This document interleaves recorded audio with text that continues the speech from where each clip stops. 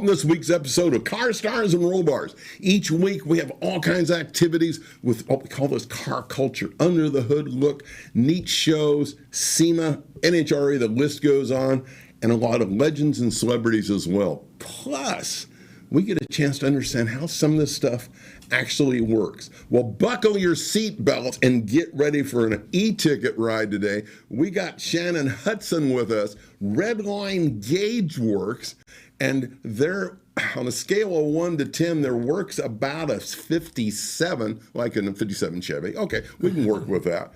And they've been at this a while. And Shannon, believe it or not, he was kind of driving through in California, and we hooked up. So, man, great to have you in the studio, brother. Pleasure to be here, man. So how you doing? Doing good. Yeah, business is really good. We're super busy. We're just jamming away. We came up to Vegas for the Keith Urban concert. There you go. Tonight. There you go. Right. That's going to be good. That's going to be good. Yeah. And keeping with tradition, viewers, we have some videos coming up. We got some great pictures. Let's look into my notes. Let's just go ahead and kind of jump into the deep end of the pool of what I call the work. Now, if you live under a rock and you don't know who these guys are and what they do, I'm sorry, but you get a chance to learn today. Essentially about any of the old style dashes, if you want to upgrade them and have any type of look, this is the guys to do it. So check out some of these pictures of what we call the work. It looks like the world's biggest erector set, and you put a stick of dynamite in it. I mean, there's stuff just everywhere. What are we seeing, Shannon? This is sickness. Yeah, so here we're looking at, I think it looks like a Mopar speedometer, right, and then a vintage tachometer that we're converting to have new internals in it. Wow. So that's, you can see the little push button coming out of the back. That's for programming purposes. So you can program it to a cylinder configuration or a pulse configuration. So it can work with any ignition system. You got points ignition, electronic ignition, MSD, HEI, or if you're doing like a Gen 3 Hemi swap or an LS swap, then you can program it to a pulse configuration to work off of one of the single coils off of a Hemi or an LS or a computer. So beautiful. Yeah, and cool I think stuff. This shot blew away. So this would be like, is that the? That's a 52 Chevy. 52 Chevy. Is that the gauge face? That's the gauge housing, and then inside is the mechanical speedometer, and then the 4 gauges around the outside. That's an original detail job there. That's not; those aren't conversions. So you all have that capability. Well, this shot fascinated me. So that's like the backside of a given gauge cluster. And that's like 69 Roadrunner instrument panel. Yeah, that's the back of it. And so you see some of the circuitry that's on there as well, right? Wow. Yeah, we restore the circuit boards, resolder all the pins to the board. Wow. That one's had an amp to voltmeter conversion. There's 2 little black dots on the side. That's where the amp meter once was, and it's now wired to the circuit board. So when a customer installs that, then there's no additional wiring. Beautiful. They just plug it in, and it'll be automatically functioning as a voltmeter. And it's again the way they go about it makes it so much easier for the end user, whether you're someone playing at your garage or you're working with a big builder. I think we got a couple more shots here. So, what is that? I remember that one. Yeah, so these are shipments coming in, and Rick's going to stick to the next picture of this. So there's the gauge cluster. It was in a box surrounded by stuffed animals. Yeah, stuffed animals. We always tell customers, especially that A-body panel, that's like a 67 through 9 Barracuda panel. They're super long. And that little offshoot where the radio is, that gets broken in shipping. So we tell people, put it in an appropriate size box, pack it so it's nice and tight in the middle of the box. You don't want to pick the box up, shake it back and forth, and feel the instrument cluster slide around. Back and forth. And this guy stuffed it with stuffed animals. I think that was probably the best packing job we've ever seen. I love it. And it worked. Now I'm sure he's got his daughter's going, Dad, where's my favorite bunnies? Yeah, where's my bunnies? So, and also, a lot of people we want to thank that helped us pull this together. Kevin Shaw, we're Mopar Connection, I think they got that right. Yeah. Great guy, and he spent some time in your studio, walking through the shop, looking at everything you're doing. And I think he had that requisite drool cup when we go through your place, right? Because there's so much going on there. And we've got a clip from him. And you can hear Shannon in the background explaining some of this work going on to put this stuff together. This is a 66, 67 Chevelle cluster, or rally cluster, so it comes with factory gauges. And then we've put all modern Speed Hut stepper motor internals. Wow, that's And a then trick. numerical values. So just low and high, Yeah. cold and hot. It's got numerical values printed in the correct Chevy green color. Do you do all the printing here? Yeah, we do the printing here. And then this is actually an aftermarket set of gauges. So these are like 3D printed or molded. Oh, that's a trick. Yeah, and they actually came out really nice. Nice. And then electronic speedometer. So the speedometer, is that mounted? Yeah, it's mounted.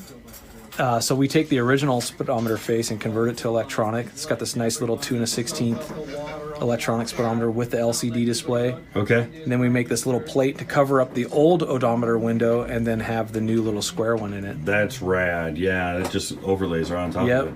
And then it's a full stepper motor, so they're programmable to the vehicle, so super accurate, reliable. Wow. Okay. Yeah, it's Life- not hunting. No, lifetime warranty. All's going to fit in the. We make these little plates for the back, so it all fit in the original openings. Okay. And then Andy's doing an old Mercury in the exact same fashion. So original patina on the face artwork, no restoration, but all the Speed Hut stepper motors. That's gonna look sweet. So all the Art Deco font style. Yeah. And we clean them and detail them, make them look as nice as possible, but customers want to keep Yeah, the if they're faded going for a artwork. look, if they're Wow. So Kevin Shaw, for the viewers, you know, this is not his first rodeo. He's been in this business a lot. And when you hear him going, wow, you know he's seeing something extra cool. So you guys actually you can do some 3D printing? Yeah, there's a couple companies that we use. There's a good friend of ours, Ilya Popov, with Gem Effects, a special effects company.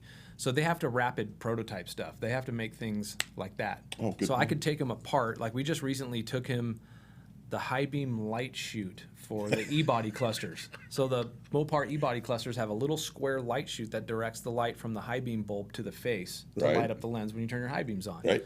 And every once in a while, somebody will send us a cluster, and that'll be missing. Yep. And then we go grab them from one of our cores or something like that. Well, we're running out, and Of nobody course. makes it.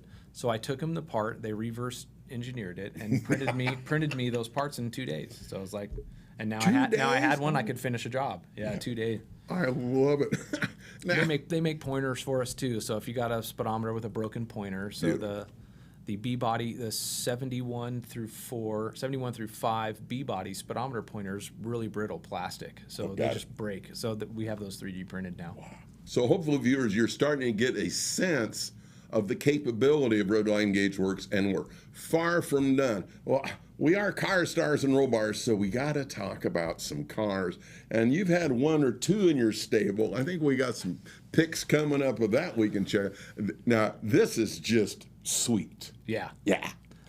That is a very, very fun car. I bought that car about 2.5 years ago. Nice. Out of Arizona. It's a 36 Ford body. It's registered as a 35, so I have no idea how that happened. It's a 36 Ford body that was found in a field in Nice. Arizona. It has bullet holes in it from I'd say kids. it had bullet shooting holes in it, Yep. right?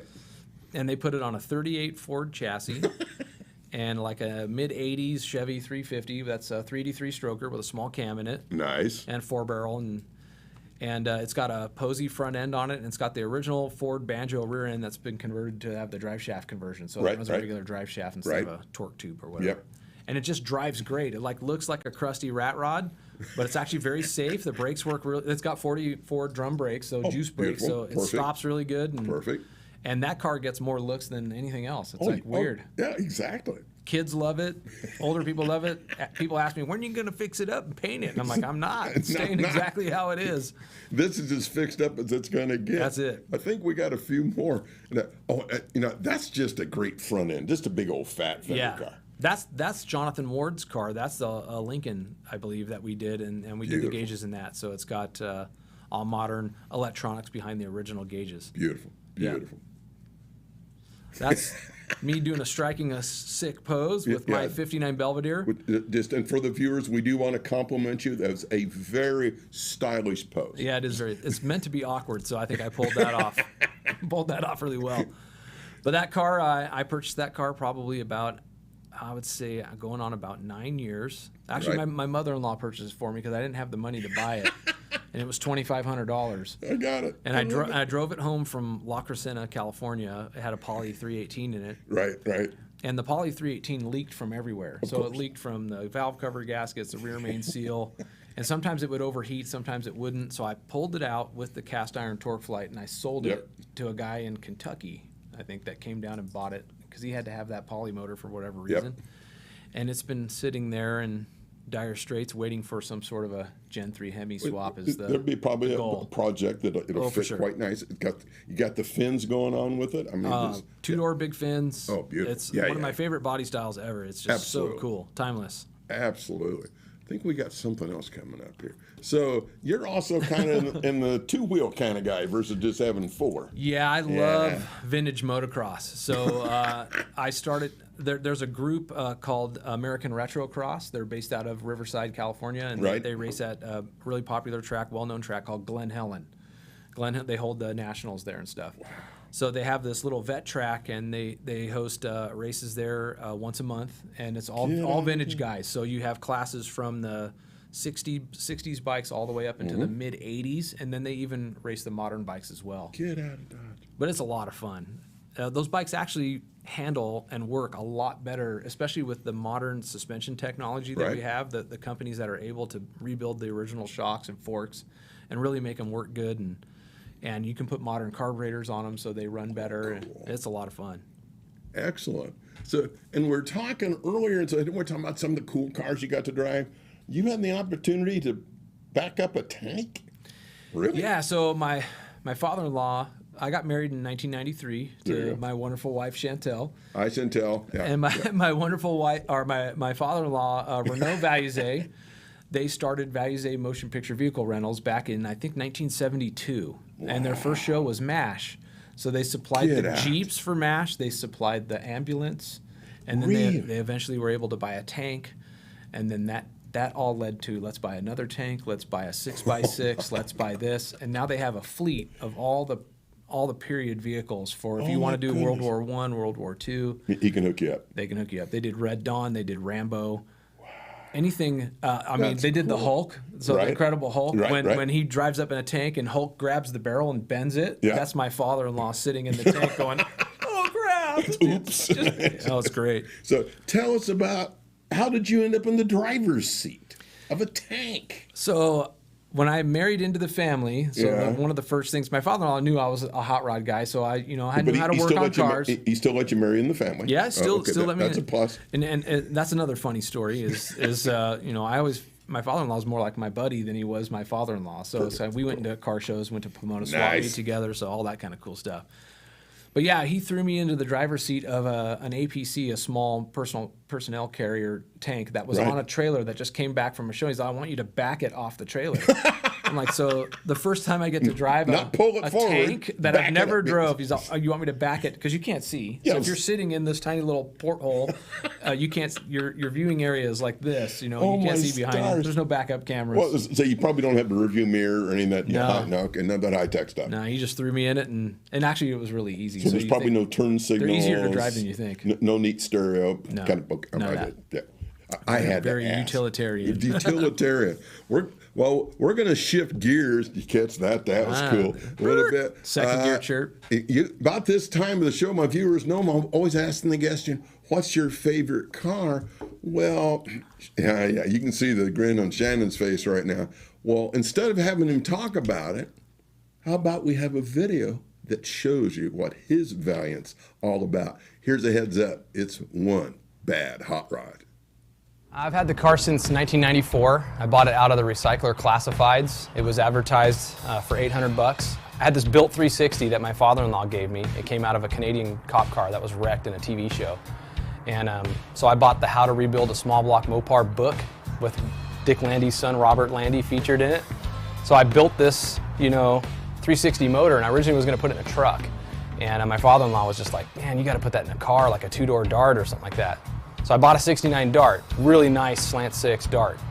That's originally what I was going to put the motor in. But I was like, man, everybody does darts. I go to the local Mopar shows, and there's all these pro street darts, But then I started noticing Valiants. And the green brick, the Valiant that was a road race inspired car. I started looking at that body style. I'm like, man, nobody does these. So that's when I started hunting, and I got, this was before the internet, so it was the recycler classifieds was the go-to place for finding a good used car.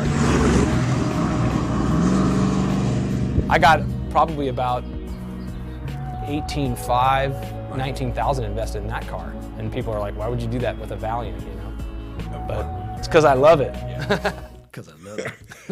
I got to be candid, dude. I love that quote because I love it. Yeah. And I've told the viewers is you're going to find you're going to find that one car that hits your heart. That's your baby. So you have your baby. That's my baby. And so it really doesn't matter what all you do to it, the time it got there, or the funds. It's yours. And when you see it, I tell everybody, it's when you know you have the car, when you walk in the garage, every time you see it, you go, yeah, right? And and your day gets a little better. It does. Right? It's true. So you must have some interesting looks when you're cruising around in that car. Yeah, you know, it's weird because everybody thinks it's a Dart or a Nova. Yeah. You know, they don't think Valiant, you know, and it's kind of been like my whole theme as a kid growing up. You know, when I started skateboarding, everybody bought like Powell Peralta skateboards. Those are the popular ones, you know, and I bought Dogtown boards. And then I started going with some of my friends to Venice Beach and skating with like the Dogtown guys and adopted all that style and all that kind of stuff from that, you know. It's just always wanted to be different. So it's like, everybody has a Dart. Everybody's built a small block Dart, right? I mean, that's a popular A-body. I'm like, I'm going to do a Valiant. Yeah. And so for the viewers, if you notice on the rear fenders, when you did the wrap, you changed the lettering as well. Yeah, so originally I built that 360 for it back in, I think, 1997, something like that. And so it says Violent 360. Nice. So I changed it from Valiant to Violent. Very, and very cool. So now I got the Pentastar V6 in it, so I did a V6 swap, which is another odd thing to do. For you know, people are like, "What? Why would you do that?" Well, I did it because it's 250 pounds lighter than a small block, so I've taken that weight off the nose and making the car more neutrally balanced for road course and stuff like that. Yep. Well, that Pentastar motor is a 3.6, so I just peeled the O off the 360 and put a decimal point, so I still got to keep my logo. So you got to keep the logo. Yeah. And both of us, this is unsolicited testimony. We are huge fans of Hotchkiss suspension. Oh, yeah. And what John and his team does is nothing short of amazing. That's what we run in our Superbird 2.0. That's what you got on your, so I call her Violent now. I guess still technically Valiant. Nice. It is really good stuff. Okay, all right, so we're done playing with the cars. We got to go talk about a little bit more about the gauges. And we've got some video coming up here we call inventory. And you get a sense of just what some of this work looks like. Well, I started working at North Hollywood Speedometer when I was 18, so that was back in 1987. About 1999, I became the service manager. More or less the service manager. I didn't have the title, but I pretty much was the main guy there that ran the shop. And in 2003, my brother and I decided, hey, you know, my father-in-law got this building. And he's like, hey, that'd make a good speedometer shop. And so my brother and I were like, hey, let's just go for it. So we just jumped in and turned this house, which is zoned commercial, into a shop. And about 2 weeks after we opened, another shop went out of business. The owner had passed away. And we got that shop. We were the only people that bid on it, and we got a whole speedometer shop from another company for $3,500. So I got all his inventory, all his test equipment, all the tools, special tools that he made to be able to work on instruments. So it really was a blessing. I mean, it was totally just like out of nowhere. Wow. So it's a mess. But it's our mess. But I offer for your consideration. What I'm going a while about is the amount of inventory you have, because you and I have talked before. I got the pleasure to meet you and your brother many, many, many years ago. Back in the day when it was Mopars, the Strip, and Robert Wolf and everybody, and Phil Painter, and you guys have about every part known to mankind for a lot of these kind of original work that you need to do as well. Well, this is how you're able to do it. You get an incredible amount of inventory. Yeah, we've been super lucky, you know. I mean, as far as being able to accumulate NOS parts and stuff like that, old Stewart Warner odometers. We got boxes and boxes of AC Delco, Stewart Warner, King Sealy, which is all the Mopar stuff. Yeah. So we've been really lucky, really fortunate to be able to, you know, have all that stuff, to be able to keep doing this and keep doing rebuilds for guys, and as well as doing the custom stuff and all the conversions. King of Segway. Talk about some custom stuff.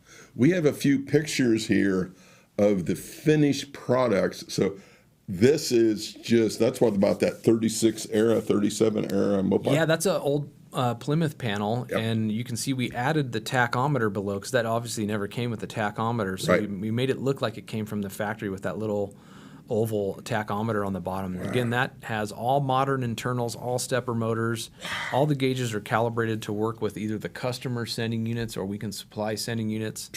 The speedometer is electronic and fully programmable. It can program to any output, so whether it's a computer output or a vehicle speed sensor, and it programs to the vehicle, no matter the axle ratio, tire size, or any of that stuff, you're always going to have an accurate speedometer. Wow. And everything in there is a lifetime warranty, so that's a kind of an unheard of thing. Yeah, all the stepper motors from Speed Hut, they warranty those for a lifetime, and then we warranty the panel for 2 years. You know, Sure, beautiful. I love it. What a great look. And I think, was this for a fundraiser? Yeah, that's the charitable group? Gary Sinise Foundation. Yeah. So they were building a Jeep, I think a CJ7 or a CJ5, something like that. Yeah. For the Wounded Warrior Project. Beautiful. And yeah, we partnered with Speed Hut on that to do Gary Sinise's logo on there. And it's just such a blessing to be able to do any work for people like that. With, Absolutely, God you know, bless the him. impact that he has for our military and stuff Yes. and veterans is just incredible. Just phenomenal. Yeah. Whoa. That's just sexy. Yeah, that's a cool Chrysler panel. Oh, no, that's a Plymouth panel as well. Is that a Plymouth? Okay. Yep, that's a Plymouth panel. And that, same deal. That's an original speedometer rebuild, but all the gauges are all modern stepper motor gauges, and the amp meter's been converted to a voltmeter. Yeah, very cool looking, very Art Deco. Yes, yes. Lots of style to it. Yeah. Now, to give you an idea, some of the people these guys run with, I think this is the vehicle you did for Shaq. Yeah, so we've been doing overhaul and stuff for years. Right. So I've got to know Chip Foose, and our friend Sherry Westrich got a job there doing all the instrument panel work, and Sherry's just awesome. And she called me up and was like, hey, we're doing this build for Shaq. Yeah. I'm like, well, count me in. I go, we got to do something cool. Oh, yeah. So Chip and I brainstormed on the logo. So if you see in the far right corner, that's actually Shaq's logo that we printed on the face of the instrument cluster of him dunking or something like that. Yeah, It's so cool. It's, And they had to re-engineer the seat in that car to fit him. Be able to fit him. Because he bought the car thinking, oh, it's going to be cool to have an old convertible Impala. Well, he couldn't even drive it. Because with the seat all the way back, he was up in it like, ugh. So Chip cut the floor and remounted the seat and did it, typical Chip fashion. It looks factory. it looks perfect. So if a regular person is sitting behind him, they're going to be all crunched up, in an Impala. It's huge. Or if you're conversely, if you're trying to drive it, you're going to be leaning way forward to get to the steering And wheel. the seat all the way up, I'd still be like, Okay, everybody that knows my passion for hot rods, especially Mopars, and Shannon happens to be a Mopar guy as well. I'm also really steely-eyed about safety and having a safety of vehicles. What's your brake system, the wiring system, the list goes on. Well, especially in the world of Mopar early in the years of Chrysler, we don't know why, they decided to run a lot of power through the car through an amp gauge on your dash. That's what we have in our Superbird 2.0. It was an amp gauge. Yep. So we've got a video that's going to explain why that's not really a good idea. And by the way, these guys just helped me. Go ahead and hit that video, Rick. I did definitely want to thank you for helping us out with so many different projects that we've done. You guys did the amp conversion on our Charger, and that came out just totally cherry. And oh yeah, you got to do that on an old Mopar. If you're going to just do a high amp alternator. If you go because a Mopar comes with a 40 amp alternator, the ammeter's rated for 40 amps. Oh yeah. So if you go to an 80, you double the current. That heat that's going to be in that ammeter is going to be crazy. Oh yeah. It's like that's one of the most common conversions that we do are the amp to voltmeter conversions for Mopars, but you can bypass the ammeter and just not use it. Yeah, but then you got a dead. I know some guys live with a dead gauge, but it's like if you're gonna do it and have it out, and you might as well do it right. Yeah, so we did a course conversion on the clock, so we're running it. Oh, that's awesome. Yeah. So that's very similar to a Mopar Tick-Tock Tack, but it's the AMC version of it. Okay. So at the 50,000 foot level, it's a really good idea for these earlier Mopars, the Chrysler products, to have something other than your amp gauge, right, Shannon? Oh, for sure, yeah. A lot of people don't know that, like with a Mopar, the way they run the wires through the bulkhead connector, that's all plastic. So if that plastic gets hot, it starts to melt over time, and then the two wires touch. Ick. And then they arc and weld themselves together, and then all the plastic covering on the wire starts to drip, and you can see it like where it's melted and dripped inside cars. And that's usually from just upgrading to a high amp alternator. So if you Good point. if you go to from a, I think Mopars came with a 40 amp Probably 40 alternator. amp-ish. So if you go to an 80, you're doubling the amount of current going through it. And then if you do electric cooling fans, electric fuel pump, any upgrades like that, that's massive current draw, especially fans. Like I have dual electric fans, like Be Cool radiator and their fan setup. And if that kicks on, the lights dim, it's like, and those fans are running and you're getting a lot of current. So you have to have an alternator. So yeah, we convert the ammeter to a voltmeter. I think like we did with yours, it still looks like an ammeter. Yes, it does. Left the ammeter face and then make it function as a voltmeter. So you don't change the appearance. You just make it so it's safe. And we improve the functionality, and to me, more importantly, it's also safe. So that's your PSA for this episode of Car Stars and Roll Bars. Get a hold of these guys and kind of get rid of that amp meter in the older Mopars. Okay, now, a lot of times, I look at it and said, well, a given company, they do some work. Who all do they do work with? And would I know any of these clients? Well, we got a few pictures. You might recognize a few. There's our buddy Chris. Chris Jacobs, yeah. And he's sporting your shirt, right? Yeah, he's one of the nicest guys. I mean, I met Chris from doing the episodes of Overhauling that we worked on, and I've done the tachometer in his Porsche. Perfect.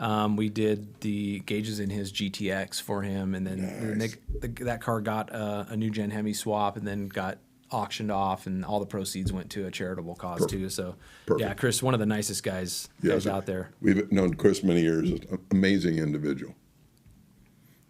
Woohoo! That's my boy. That's Kenny. Oh my goodness, Wayne Shepherd. This guy can play now. Oh my gosh. Woo! So and he's a Mopar guy. Oh, totally. Full on Mopar guy. So we met Kenny first through Rob Wolf at Mopar Collector's Guide. And Kenny wanted to build a Dukes of Hazzard clone, so a General Lee clone. Yeah. So it was kind of weird. I met Kenny for the first time. I thought he was like a country star because I didn't follow like the blues, stuff or whatever. And then he came to our shop, and my dad had just bought a Dobro guitar from a yard sale. Nice. And then my dad would go through and fix it and make sure they played right. And Kenny picked it up and played it for the first time, like right here, like a little impromptu Kenny Wayne Shepherd show. And I tell you, it made the hair stand up on my arms and back of my neck. I was like, what is this guy? I mean, he's breathtaking. Insane. Artist. Oh, just breathtaking artist. And he's a Mopar guy. Yeah. So but we'll put it in that order: breathtaking artist and Mopar guy. Yeah. and there's Shaq. There's Shaq himself sitting in the Chip, car. Yep. Right?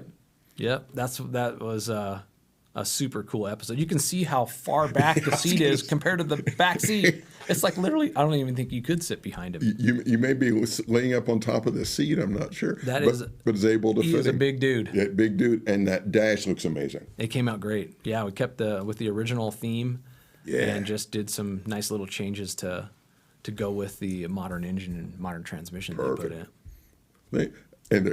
And there's the timeless General Lee, and so you guys been involved in that, and just that's Kenny's Extreme Lee. Yep. That's had its fair share of controversy. Yeah, it has. Kenny handled it really well. Yes, he did. And it's a shame, but it is what it is.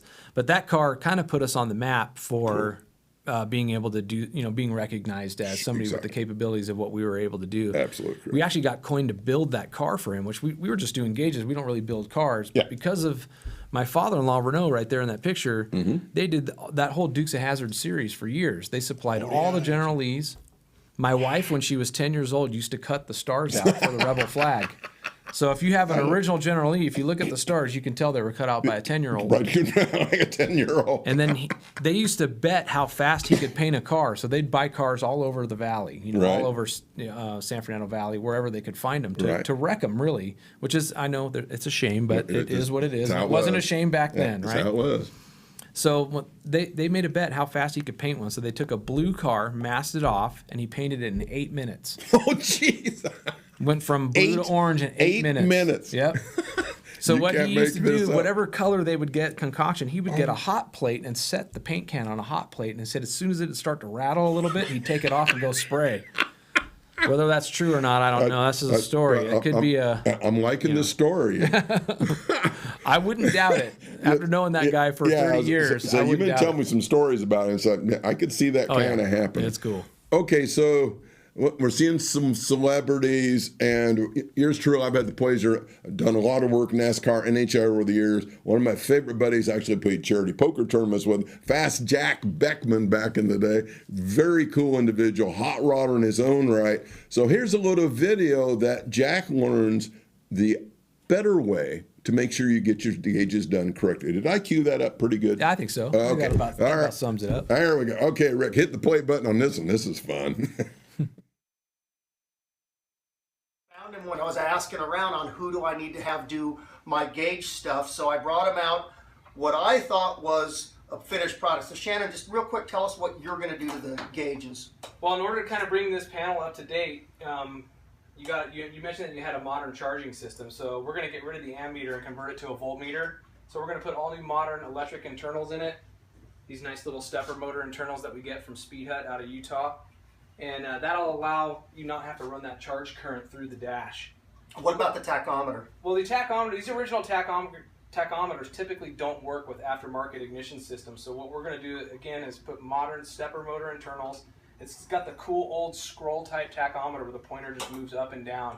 But we're going to make it completely accurate, and it'll work with any aftermarket ignition system. And you don't like my brush painting on the needles? Nah, it's the wrong color, dude. Sorry. And it looks really thick and kind of chunky. You probably changed the weight of the speedometer pointer, so the speedometer. Other than that, I was perfect. Accurate. So it's interesting. A lot of times as a hot rodder, you want to do things yourself, and I thought I was doing a good job. But when you come to the guys that are experts, you realize there's a better way to do it. So Shannon and the crew, Daniel's doing the film, and Andy's busy putting a dash together for a Cadillac here. It's amazing when you start diving into what the experts actually can accomplish. So I can't wait to see the finished product, and you guys stay tuned. Awesome. That was cool.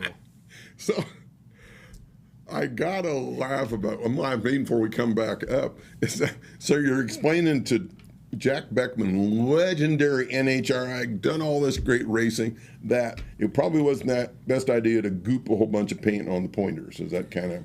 Yeah. So a lot of guys, when they want to freshen up their gauge panel or whatever, they'll go buy some model paint or something like that and try to touch up the pointers because the pointers fade over time. Sure. So the speedometer is very delicate because it's weighted, right? So they have balance points. So usually the tail of the pointer has a weight in it. So if you brush paint on the pointer, you're adding so much weight to it that when the car's at like 30 miles an hour, it's going to be reading more like 15 miles an hour. And then if you go to the other side, it's going to go all the way over, So it's like, because that weight just changes it. So the weight of the paint off the paintbrush can impact the accuracy of the speedometer. Yep, speedometer, tachometer, anything that sweeps around. The fuel gauge, temperature gauge, it won't really affect that too much. But it just still doesn't even look right when you look at it close. So we actually soak the pointers in acetone, strip all the old paint off, mask it off if it's got a center cap, primer the pointer, and then use the fluorescent red-orange that they're supposed to have. Okay, viewers, so you just heard we had like about 10 different steps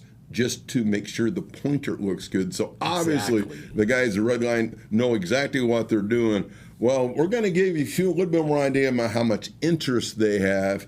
Yeah, they've had more than their fair share of well-deserved media as well. I think we got a few pics here we can pull up. So yeah, there you are with CarCraft, right? Yeah, that was cool. So much fun. John McCann shot that picture on a ladder at my house in my backyard.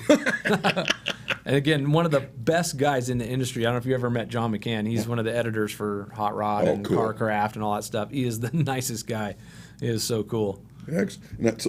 And so now here's it. And this is like an in-depth coverage. Yeah, right? so that's like I think 5 or 6 page. That's why I thought it's huge. On a tack conversion that we did for a Mustang. So another thing, so Mustangs have what's called an inductive tachometer. It's a 2-wire tack that goes through the ignition switch. So if you're driving your Mustang and your tack shorts out, the car won't start. Oops. So we convert the tack to a 3-wire, traditional 3-wire tack. Okay. And it'll work with any aftermarket ignition. Again, all modern stepper motor internals, lifetime warranty. Beautiful. And super accurate, super reliable. Yeah, that was a great tech article that we did. That was Hot Rod, I believe. Excellent. Now you talk about kind of a group of troublemakers here. You're sitting in the middle. There's Steve Strope, and I want Jeff Smith on your left side. Yeah. Yeah. Oh, Strope is hilarious. So Strope came, when I worked at North Hollywood Speedometer, Strope came into my shop building his Challenger called Challenger X. Yep. And that we did a script font on the gauges. You know, did a different color script font. Steve was thinking outside the box on every build way back then. You know, and Jeff has been with Carcraft Hot Rod, Chevy High Performance. He came to my shop not too long ago with his El Camino, and he changed the transmission to like a 4L60, so it had no output for a cable. And Speed Hut sells a unit called a Speed Box. And so the box connects to the electrical sending unit and then converts the electric sending unit to a cable drive so you can still run a mechanical speedometer. Wow. And the guy who engineered that box was one of my technicians named Johnny Walkner.